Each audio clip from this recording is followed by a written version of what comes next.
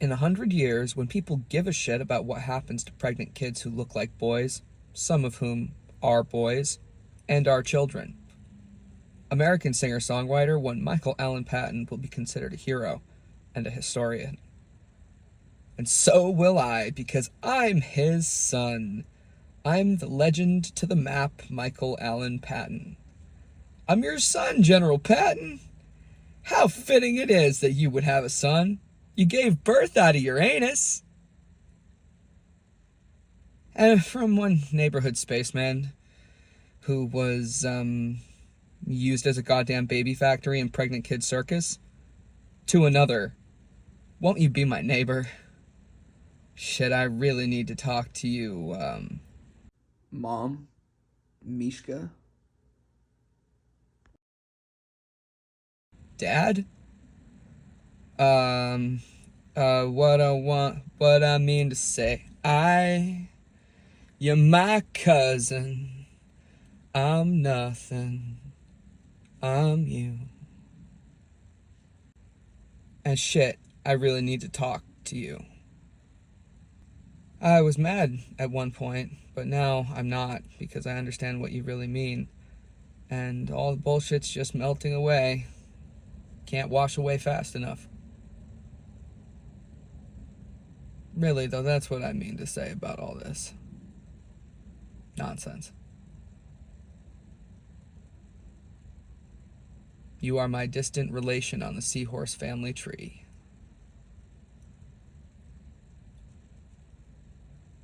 You're one of my kind, as you once quoted in excess. But it's not just what you've talked about in your music, General Patton. It's what your voice was like when you screamed it in first person.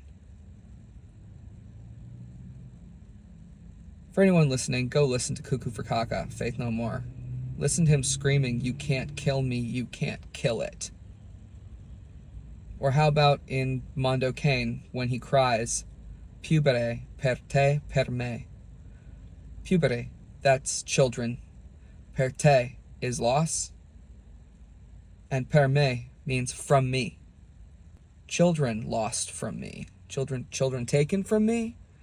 Later on in the song Urlo Negra, he's screaming, "And they took them from me," and he's pointing to himself. God, why do I forgive you? Because I get confused. Sometimes you are giving mixed messages, and you say some really fucked up shit until you go and figure out what it really means. Some of it's really fucked up because you're speaking in first person from abusers. This is DID music. So I've come to understand. You sent out an encrypted message. In code. Dissociative identity disorder code. And it's more than that. Dissociative identity disorder, if you've had this one specific thing happen to you. Do it, I'm pissed off. I didn't get to play on it at all. You know, the old man voice singing that in Carrie Stress in the Jaw. Yeah, I'm under the impression that you're fraudulent. You're not really old, he says in Waltz for Grandma's Sake. So that old voice is not an old voice at all. Clairvoyant and toothless, he says in Dead Goon. No, that's not the voice of someone who's old.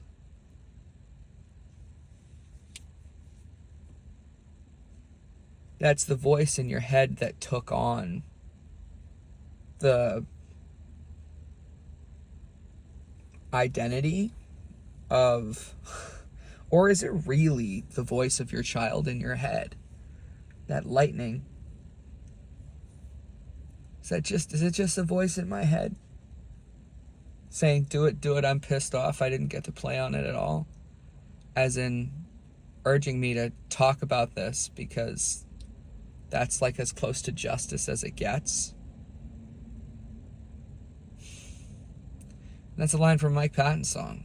Do it, I'm pissed off, I didn't get to play on it at all. There's a lot of shit like that. It just... There's only one thing that separates a man. Shit lives forever. You can't kill me, you can't kill it. Is that kind of like how Stub-a-Dub will never die? I think that's kind of like how Stub-a-Dub will never die. Stub-a-Dub, who's a reflection of a bloated lie. Well, yeah, Stub-a-Dub dies. Yeah, spoiler alert, the dog dies. But the dog comes back to life. And here I am, resurrected. Sort of. Because yes, this has brought me back to life, but it is also killing me. And there are too many spirits here. And it is frying my fucking circuit.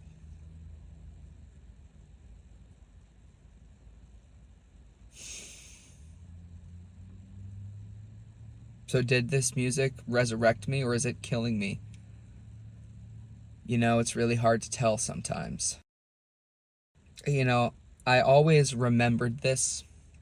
I've written so many times in so many documents that I never read. Christ.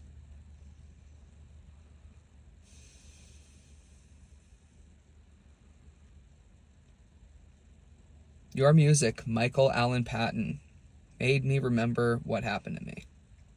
It's a phrase I have written over and over again. But it's not true, because I always remembered. I just couldn't see the memory clearly until I saw something that looked just like it. That's why there's no representation of us in popular culture, pregnant kids who look like boys. Because the thing is once people start remembering, oh yeah, you can't do this to us anymore. Once people remember us, you can't do this to us anymore. Do what? Pluck the fruit from the stems of our screaming youth.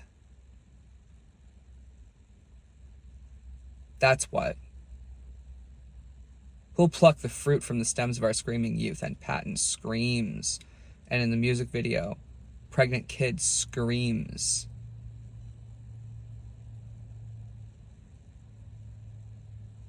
His babies are being taken and sold into human trafficking. $1 billion babies. Does that sound familiar?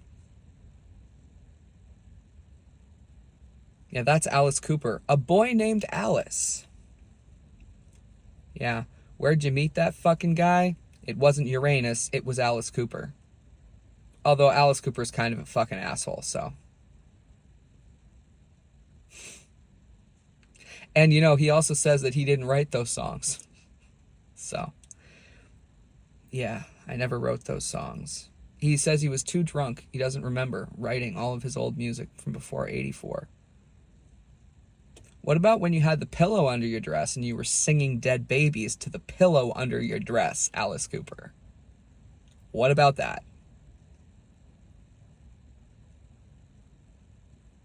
Yeah, fuck you, Alice Cooper. Unless you're lying for the same reason Mike Patton's lying, which somehow I don't think you are. But I'd love to know, and I hope someday I find out.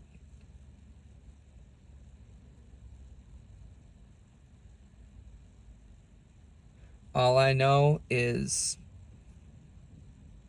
you can look at this picture, Alice Cooper with the pillow under his dress, all like, funny, haha, with the beer. Oh, it's the beer that really makes it. Oh, look, it's a bowel of chili. Anyway, you might be standing there laughing with the beer and the fucking fake pregnant belly, but one thing I know for sure is Church of the Motherfuckers is not like that. And Reign of Error is not like that.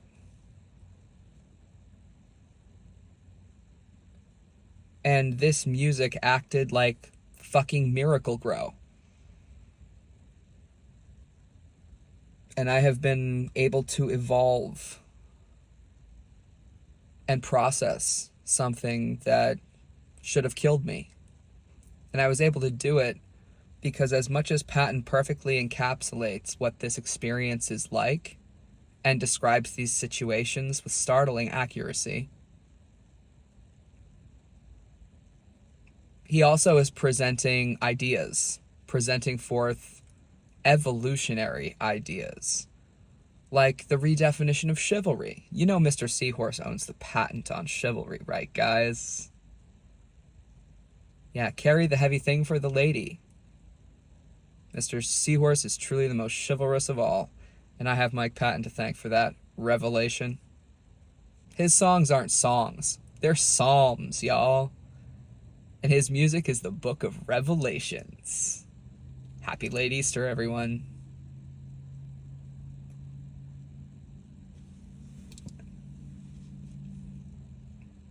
Thanks to the miracle grow in Mike Patton's voice. Michael Allen Patton. Sir, I was able to process and evolve. And that's how I know that if it's not you whose experience you're writing this music, then it must have been someone you know or knew. And that pain in your voice that sliced through my soul, that made every quantum entangled particle in my biological circuit light up like it was hit by a fucking magnet, you know. You ran a magnet across my forehead. You wiped the hard drive and you installed a new programming language. That's what you did. It's brilliant. And the magnet is loss.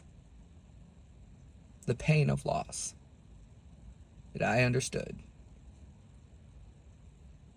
My therapist points out, it doesn't matter what you think happened. It doesn't matter your narrative to yourself, telling yourself, oh, that didn't happen, this did.